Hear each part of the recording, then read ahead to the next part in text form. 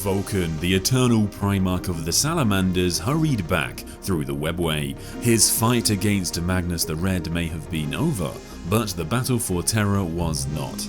I would say he fled for his life, but Vulcan is unique amongst his brothers. He is a perpetual and can regenerate from almost any wound. Vulcan lived and Vulcan died and Vulcan lived again.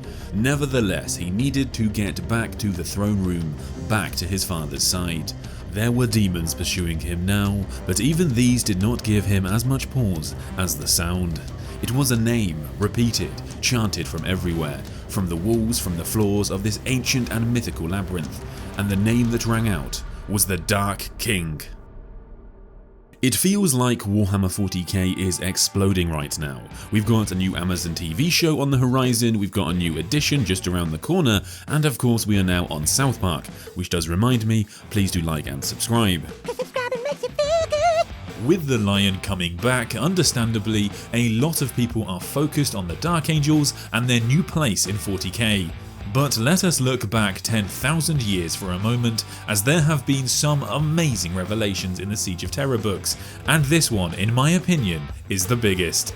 There are genuine plans for a 5th Chaos God, and this god will be called the Dark King. But even more interestingly, the Chaos God will be born from a human person in the setting. I believe there are 3 main candidates for this position, and they all have excellent resumes. What's more, as I will explain today, I do not believe that this storyline will conclude with the demise of Horus Lupercal. So let's take a look at what information we have on this new deity, and why I believe it will be one of these 3 champions. Also, speaking of champions, Raid Shadow Legends, God I'm smooth, is sponsoring this video. The awesome free-to-play game with over 700 unique champions, a super detailed and tactical RPG system, incredible graphics, and intense combination of PvE and PvP content. Raid is going on an egg hunt AR adventure until the 15th of May. Just download Raid using the links below, copy your in-game player ID, and enter it at egghunt.plarium.com. Scour the Dragon's Lair using your phone, and if you find the hidden egg, you'll be in for a chance to win amazing in-game items and even real-life prizes, ranging from legendary raid champions to Amazon gift cards with a total value of $20,000. This event is for new players, but existing raid players will find a special promo code at egghunt.plarium.com. To celebrate Raid's 4th anniversary, we're gonna have a dinner party with 4 of my favourite champions. First is Whirlim Frost King. He has strong freeze attacks that are also really useful for keeping your drinks cool. Then our very own Blue Man Bistophus does some astounding performance art, and has a ridiculously high base attack. Someone has to deal with party crashes, and Mithrala Lifebane can literally petrify opponents, which should suit our purpose. And finally, I want Underpriest Brogni, because with his ability to remove debuffs, he may be very helpful the following morning if people aren't feeling quite so well. If you haven't started playing yet, what are you waiting for? Use my link in the description or scan my QR code to gain insane bonuses like the Epic Champion Knight Errant and other awesome things. So download the app and let's try and achieve the goal of 15 installs together. Thanks Raid Shadow Legends for sponsoring this video, and so back to the grimdark far future.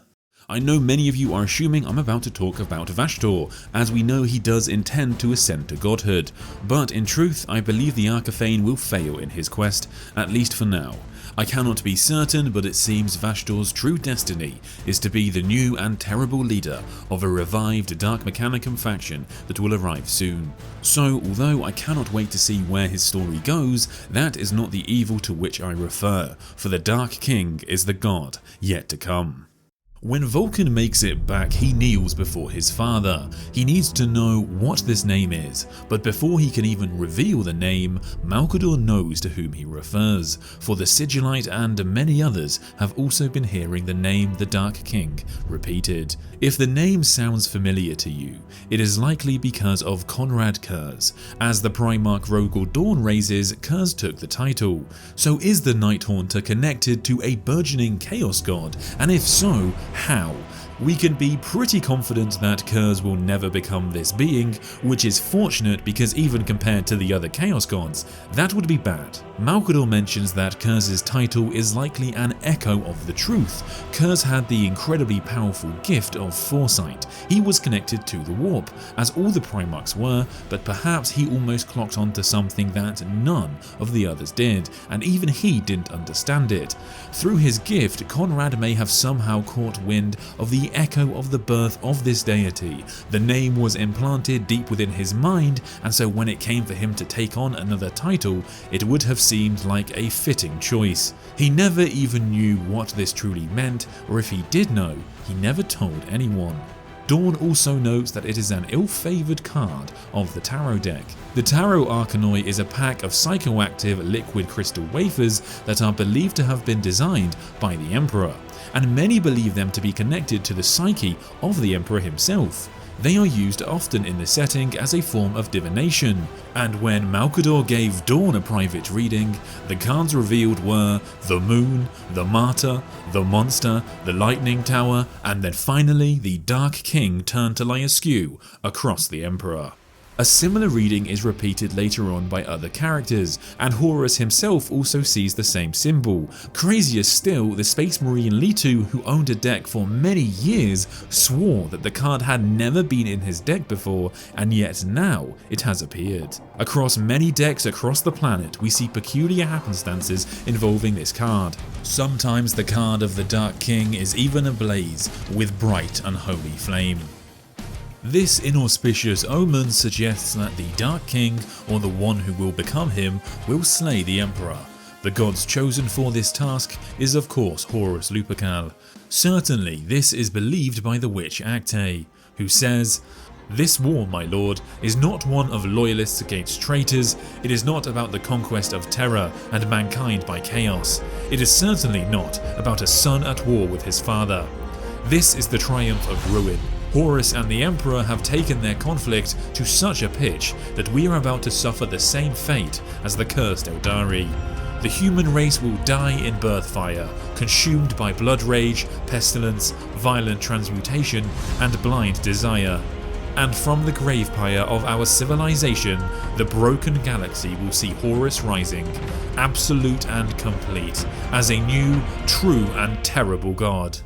This is how the Dark King will ascend, just as Slaanesh did, by the consumption of most of a sentient race. In fact, when John Grammaticus, a man who has the ability to understand where any language is from, hears the name, the Dark King, he hears echoes of the Eldari and other Xenos lexicons, like they all have the same words, or that many meanings have all converged on one sound.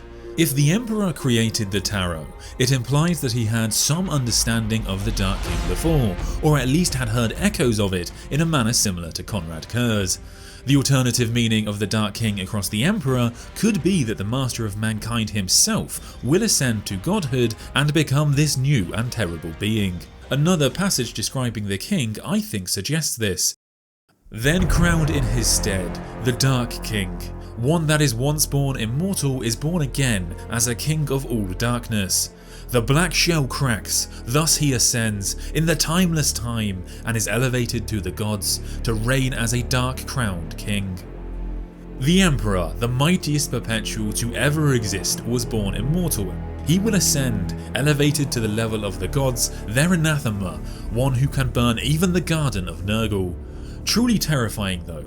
On Horus's flagship, the Vengeful Spirit, it is said that Horus encased the Emperor in a black immaterial force, but the Master of Mankind cracks through it, and now he burns his path towards his son, filled with vengeance towards the man who took so many of his beloved custodians from him. Long ago, on the planet Molech, he entered a gateway to the realm of chaos. He made his bargain with the dark gods, then he tricked them, stole some of their fire, and had the knowledge of how to create the Primarchs. Much of this is surrounded in mystery, and so perhaps was the Emperor the original intended for the title and power of the Dark King? And after he betrayed the gods, and they needed someone to replace him, who is a better choice than Horus Lupercal? Somewhere in the outer darkness, four voices start to laugh. It is cruel laughter. They laugh and begin to whisper the name of the one who is now here. They lisp and hiss the name over and over, the name of the Dark King. We know on the Golden Throne the Emperor has swelled in power and is revered as a god. Even Gilliman asks himself 10,000 years later, what is his father? He acts like a god, he's revered like a god, he has the power of a god. Does that make him a god? Perhaps, unknown to anyone save the Emperor himself, he is in fact the ascended Dark King. So two great and likely candidates for the Dark King here, but there is another. Samus, a demon who feels compelled to introduce himself every time he arrives, has seen the cycles of the universe repeat. They never break, but now he realizes one may be able to step forward and end the cycle, and it appears that he is talking about the Dark King. Who among them has the courage to reach for it? So few of them, so very few, are even in a position to see it or comprehend its meaning. I can count them upon my fingers. Him, the boastful king on his tiny throne, his feeble light guttering out. Him, the squealing pretender, hunched in the howling gullet of hell. Him, perhaps. The maniac prophet slithering through the open wounds between unblinking stars.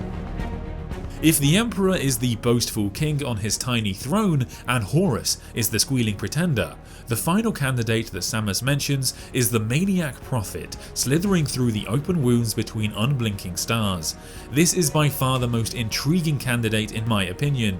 You might hear this and think of Erebus, a man who has nudged, or let's say pushed, 2 Primarchs towards damnation. Certainly an impressive feat. We've seen him traverse the galaxy in many disguises, and he certainly is a prophet, but he is ever a servant of chaos, and so I doubt one who will rise to the level of the Pantheon.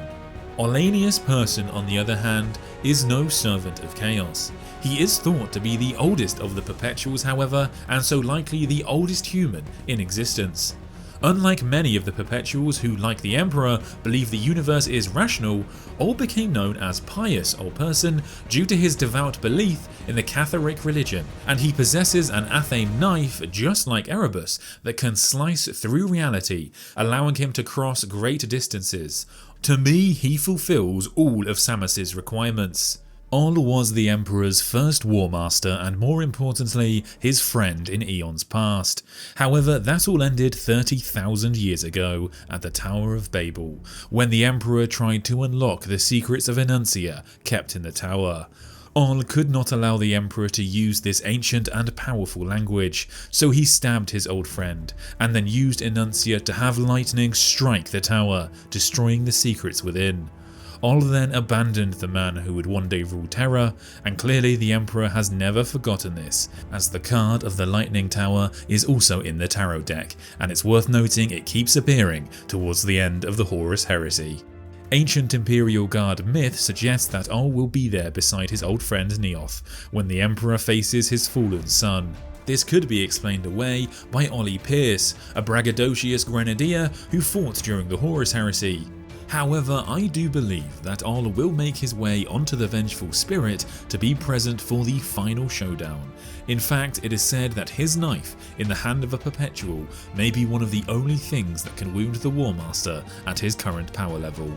So this is my wilder theory of the 3. If Oll could use his knife to wound Horus or the Emperor or both, then potentially he could rise to be this new dark deity. And so that wraps up my 3 candidates for the 5th Chaos God, and yes, of course this story could all count for naught in the end. Perhaps a higher victory at the Siege of Terra will be the undoing of this prophecy, or potentially an effective defeat of this 5th Chaos God. But there is a possibility that the Dark King will rise in some way, in the form of the Emperor for example. Nevertheless, I do believe that in the final showdown we will see the Pantheon's plan foiled here in some way, but that will not be the last we hear of the Dark King. Another could be chosen. the gods might get another champion.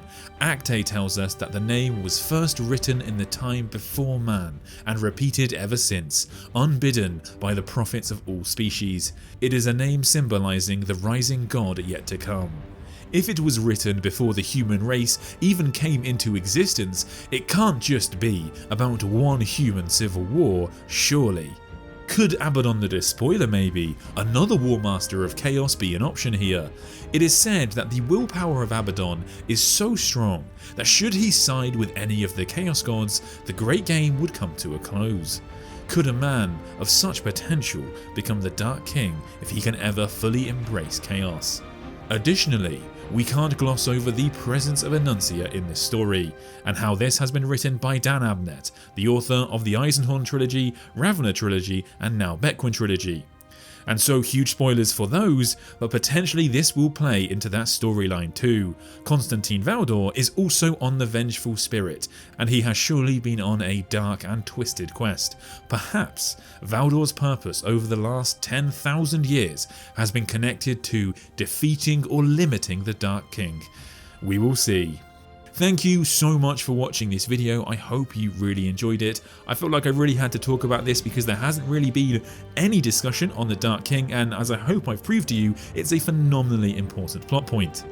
Thank you so much for watching this video. Please do consider supporting the channel if you're able to, and I'll see you next time.